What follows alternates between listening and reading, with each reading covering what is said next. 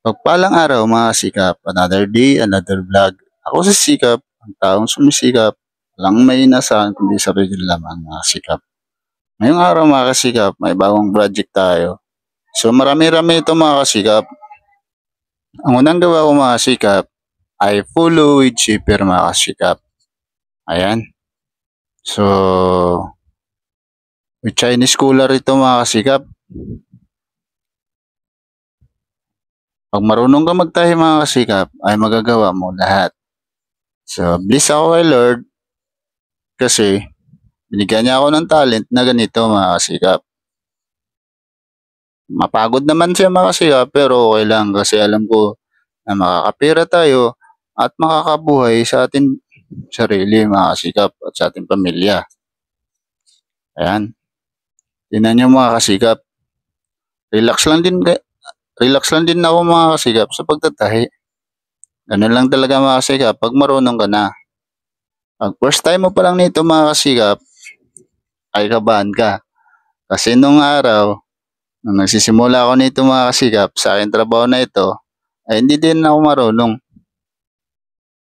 Nagsisimula ako mga kasikap sa pag-aaral. Naranasan ko dati mga kasikap, natahi pa yung kamay ko. Tayo yung kamay ko mga kasikap nung unang pag-aaral ko. So kasi sa excited ko, wala din naman akong plano dati nito mga kasikap na maging ganito ako. So siguro binigyan ni Lord na ganun yung talent na binibigay sa akin. So ayan mga kasikap, simula nun, nagtatrabaho ako sa pabrika ng Adidas o mga Nike doon sa Cebu mga kasikap. Doon ako naasa. So naging operator ako mga kasikap sa factory. Hanggang sa paglipas ng mga ilang buwan ay na-promote ako mga kasikap. Naging line leader ako mga kasikap. Ayan, naging line leader ako. So nagustuhan ako ng aming manager mga kasikap. Dahil masipag daw ako at talented. Marunong ako sa lahat mga kasikap. So kinuha ko nila mga kasikap bilang isang line leader. At noon, promote na naman ako, naging supervisor. Mga kasikap. Ayan, nagdala ako ng tao mga kasikap. Yung nadala kong tao mga kasikap ay 25 piraso sa isang linya. So kailangan natin mga kasikap na makuha natin yung target sa araw-araw. So may target yun mga kasikap. Ang target nun mga kasikap sa 8 hours ay aabot ng 300 pieces. Kung makuha mo yun mga kasikap, ay may incentive kayo mga kasikap kasama mga operator mo. Kung wala naman, ay nga. Nga talaga mga kasikap. At pagagalitan ka pa, pag hindi mo nakuha, ang target na pinatarget sa inyo mga kasikap na 300. Yan. Pag nakuha naman mga kasikap, ang laki naman ng ngiti ni Kuya kasikap nyo mga kasikap kasama ang kanyang mga operator. So doon mga kasikap, matagal-tagal din ako sa Cebu hanggang sa ako ay naging umalis doon mga kasikap. Alam nyo bakit? Hindi ko na kaya mga kasikap kasi ang hirap magdala ng utak ng ibang tao. Charot. So iba-iba kasi ang ugali ng mga operator mga kasikap. Mga bata pa naman yung mga kasikap, mga bagong graduate na galing sa Sister of Mary. Sa Cebu kasi mga kasikap. Pag ano ka mga kasikap, hindi mo kaya paralin mga anak mo, may paaralan doon na yun ang mag-aaral. Sila na bahala at tuturuan ka sa pagtatahi mga kasikap. Ayan.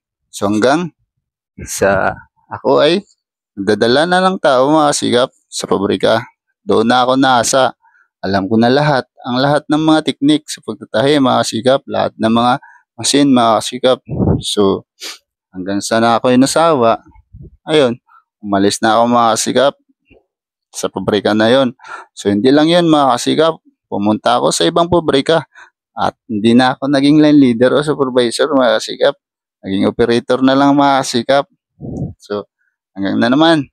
Tuloy-tuloy pa rin yung trabaho ko mga kasikap. So pagsawa ko doon sa isang pabrika mga kasikap, umalis na naman ako sa isang pabrika mga kasikap. At pumunta na naman sa bagong pabrika. Kasi mga kasikap, sa trabaho ay kailangan mo na makahanap ng mga kasama na komportable kayo mga kasigap, kasi sa trabaho kasi mga kasigap may inggitan, may suyaan. Ayun ang mga yun ang mga nangyayari sa pabrika mga kasigap. So ayan, hanggang sa ako yung malis na rin doon mga kasigap at bumalik ako dito sa Palawan. So bumalik ako dito sa Palawan mga kasigap. Ay, nakahanap ako ng tayan dito mga kasigap. So yun, nakahanap ako ng tayan. Dito na ako sa Palawan nagtatahi mga kasigap. So ngayon, ito may sarili na akong tayan mga kasigap. So ngayon mga kasigap, back sa ating work. Ngayon ay nag-i-aging na ako mga kasigap ng sleeve. Tuloy-tuloy na ang trabaho natin mga kasigap. So panoorin nyo lang mga kasigap ang aking trabaho. Let's go!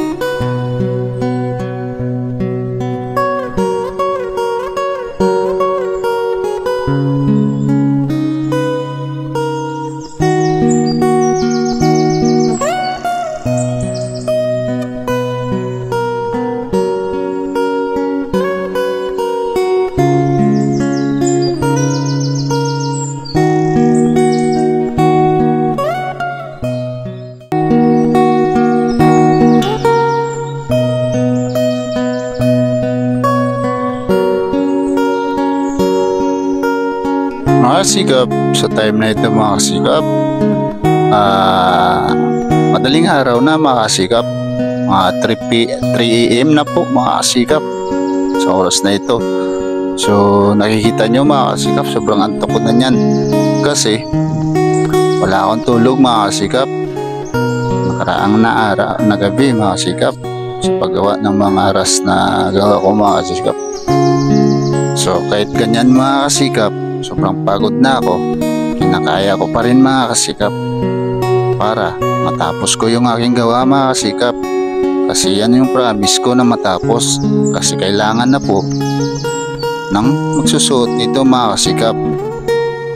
So kahit ganyan mga kasikap, sinisikap ko pa rin na matapos mga kasikap. Ayan mga kasikap, tapos na ito mga kasikap.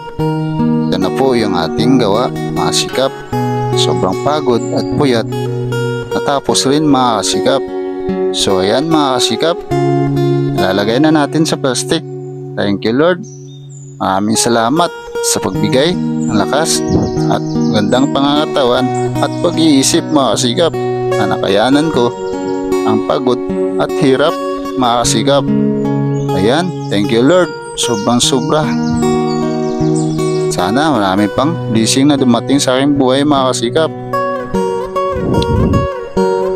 Marami ito mga kasikap, 100 pieces mga kasikap.